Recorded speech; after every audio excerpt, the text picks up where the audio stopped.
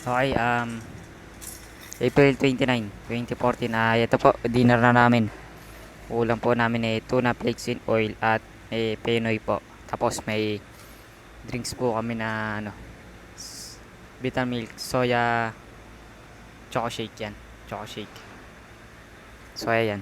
Ha, ay, dinner na. Kain na na. Itadakimasu.